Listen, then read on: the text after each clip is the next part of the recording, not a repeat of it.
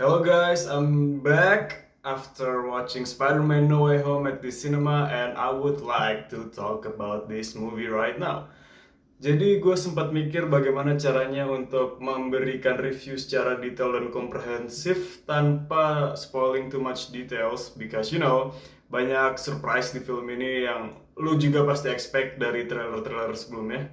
And so I've been thinking I will probably gonna do tiga bagian dalam video ini. The first, totally plain review. Jadi gue bahas di surface-nya aja tanpa spoiling apapun secara general banget.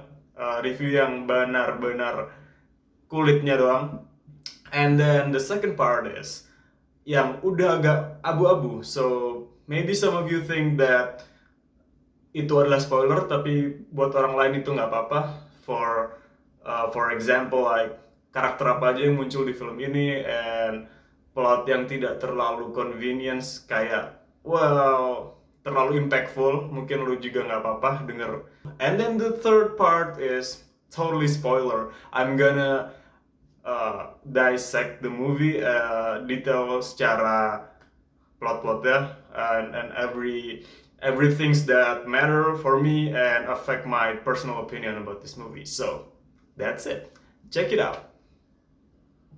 Okay, basically this movie start with melanjutkan installment sebelumnya yaitu Far From Home, about Mysterio, playback Jake Gyllenhaal, expose Spider-Man is Peter Parker, and langsung jump mulai dari situ and the Peter Parker punya dilema untuk menghilangkan fakta bahwa dia adalah Spider-Man, and then with some magic from Doctor Stephen Strange, membuka portal dimensi and it was a clusterfuck. Semuanya menjadi kacau seperti yang kalian udah lihat di trailer. Well, it's a multiverse movie, so we got villain bukan dari MCU ya, tapi dari Spider-Man versi yang lain, versinya si Tobey Maguire and Andrew Garfield. Yeah, the movie basically is about those things, about facing different type of enemies from the previous Spider-Man version, and in the process, the Peter Parker from this universe, the MCU verse, memiliki struggle dengan his heroic arc, like kayak Spider-Man-nya Tobey Maguire di second films yang lawan Dr. Ock, ya, he's like having some issue with being a superhero and being a normal teenager. And yeah, garis besarnya itu. And do the movie deliver the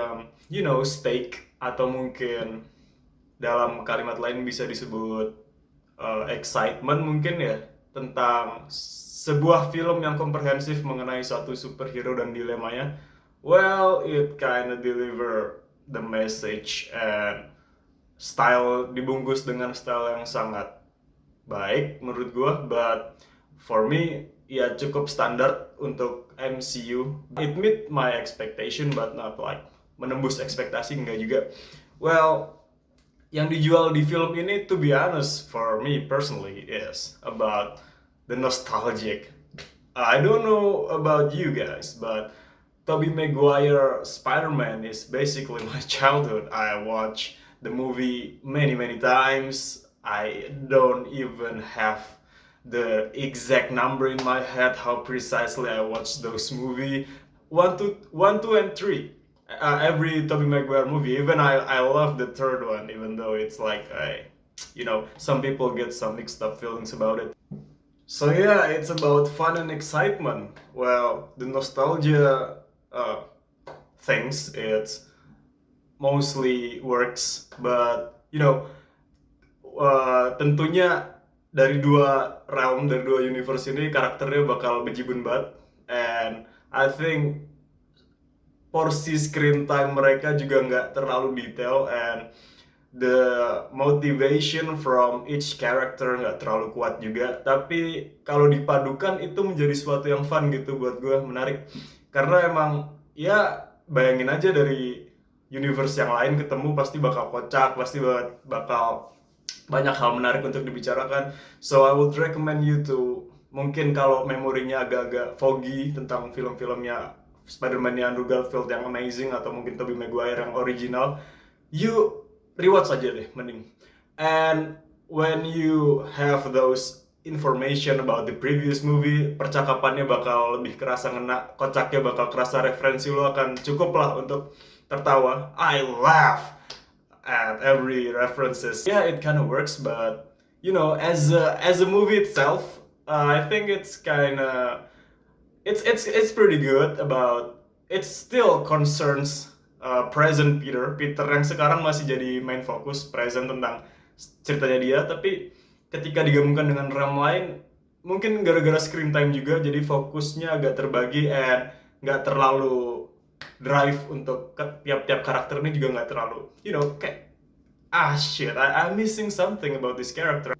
I mean, some of the villains it's really good, but like ada beberapa karakter yang cuman kayak, you know, insignificant really. They're just there for the battle scene, for the third act. So for the fun aspect and the nostalgia and action sequence yang menurut gue cukup decent and fun sebagai standar Marvel MCU, well, yeah, definitely check this movie out in cinema. And yeah, I say it is worth your time. So that's my first stage, my first layer, part pertama. And you know what coming next.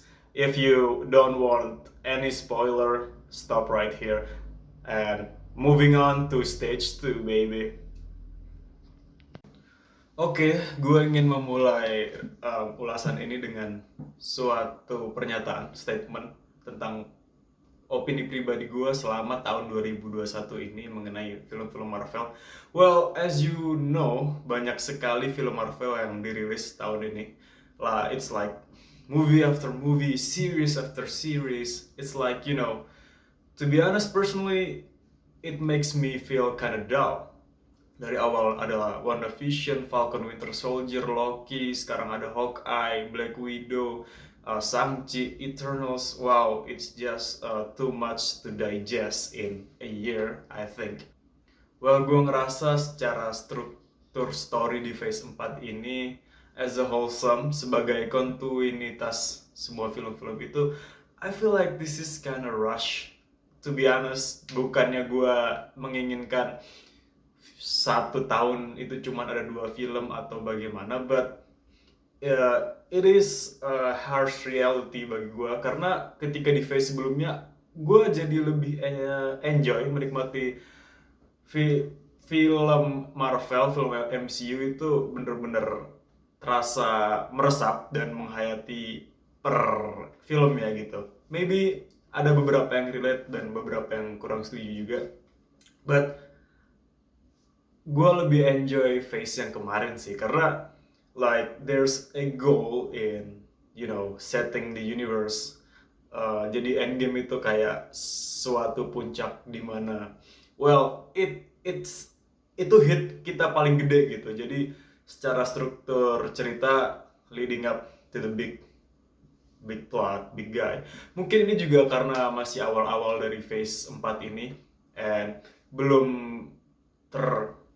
arah dengan jelas ini mau kemana. Well, masih agak membingungkan dan well, kinda vague.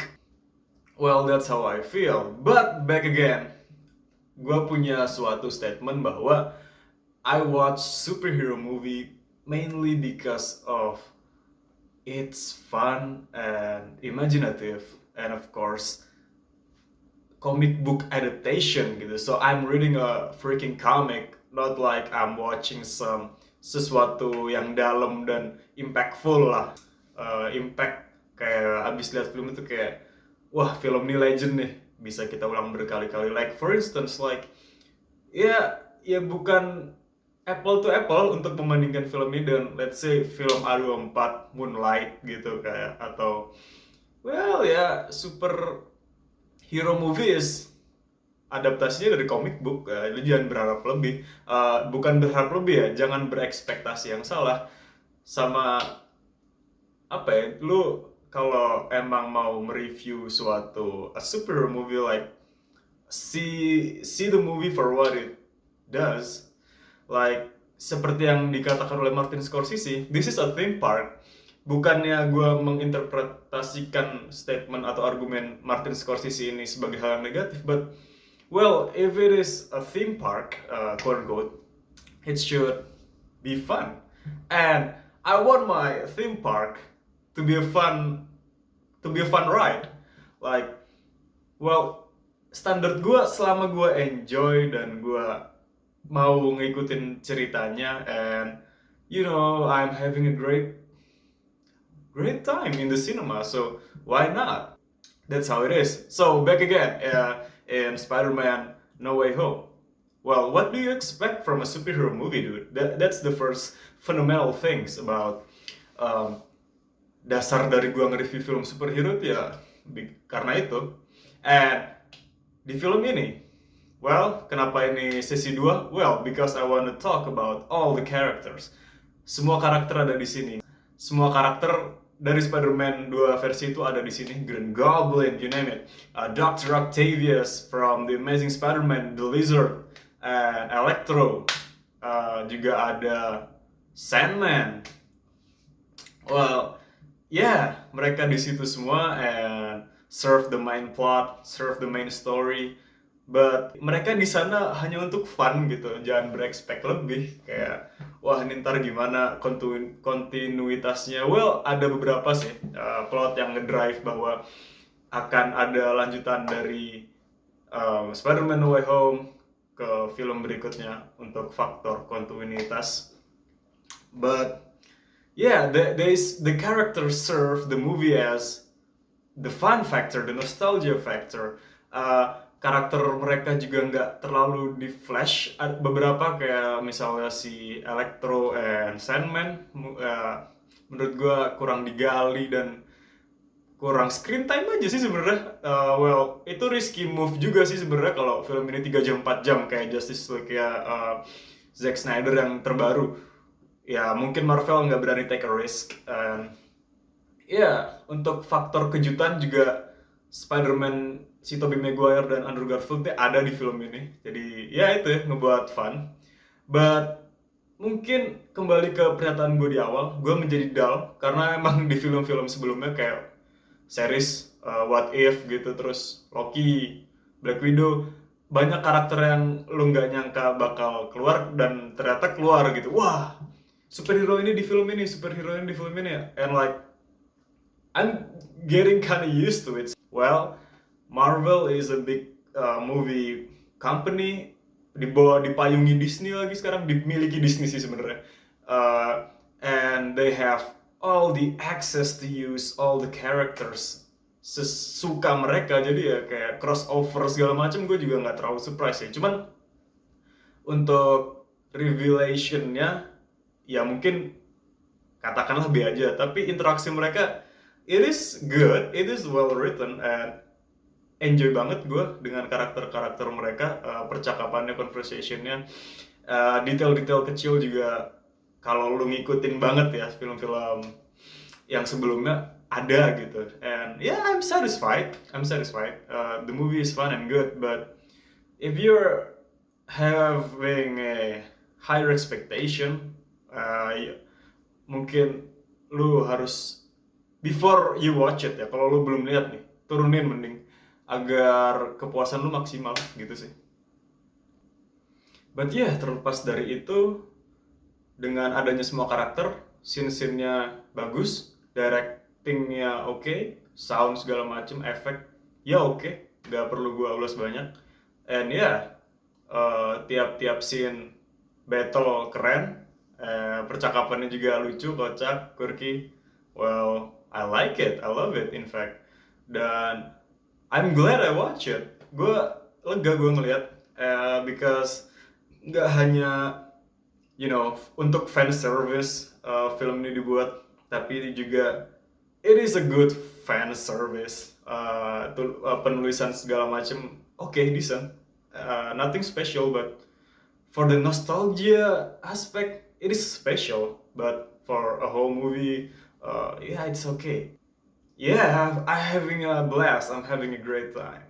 Right, moving on to phase 3. Alright, masuk ke part 3. Let's went full spoiler right here, baby. Well, langsung gua bedah plotnya. Well, in this movie, the main plot that motivate the movie is about Peter Parker regret and kehilangan dan juga heroismnya dia.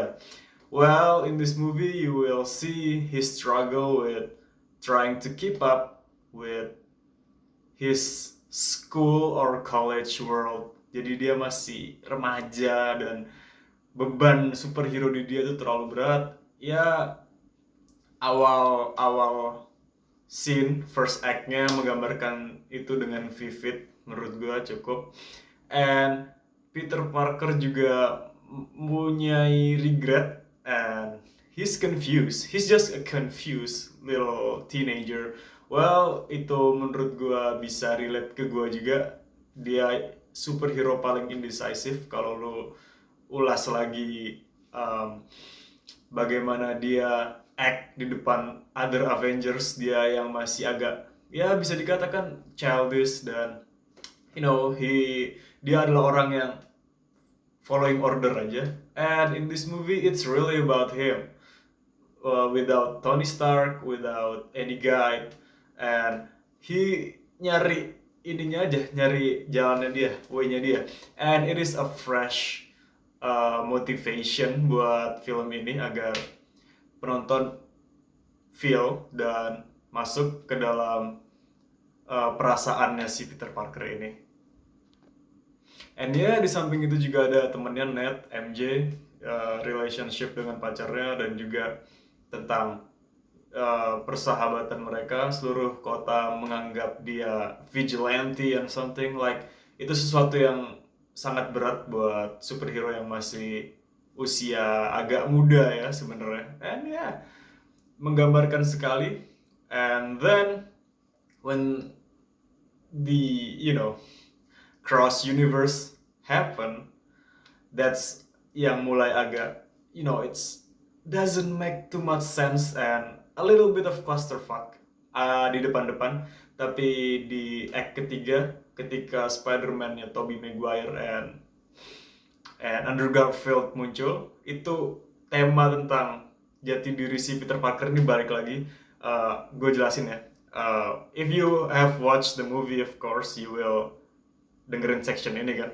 Jadi gue belak-belakan di kedua itu kan, ya gue nggak menemukan motivasi apa yang membuat dia simpati dengan si penjahat-penjahat ini, because he just met them. Dan ya, the moral yang ingin disampaikan oleh Bibi Aunt May-nya, well, you're done the right thing.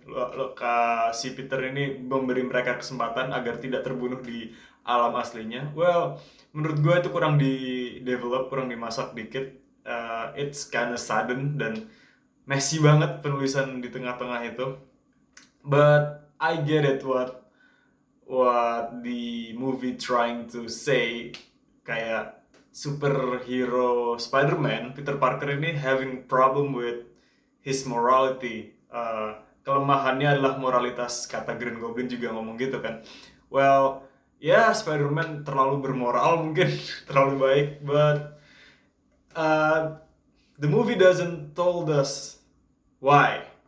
Kurangnya di situ aja. But superhero movie, ada reasoning, ada action, well, match, lanjut gitu, nggak terlalu digali juga. Dan ya, di tengah-tengah second act gue bilangnya agak kabur sedikit message-nya, but in the third act kembali lagi jati diri si Peter Parker ini kebangun lagi karena bantuan dari Spider-Man dari realm lain. Well, ketika Aunt May mati, si Tobey Maguire and Andrew Garfield version trying to convince Peter that it is my favorite scene from this movie. Kayak si Peter Parker dari Tobey bilang, well, I lost my Uncle Ben. Well, yeah, that's what it takes to be a superhero. You gotta make some sacrifice. you gotta harus ditempa dulu lah gitu. And the Andrew Garfield version said, yeah, I've made some mistakes also, like for instance, I lost my girlfriend, Gwen, your MJ version.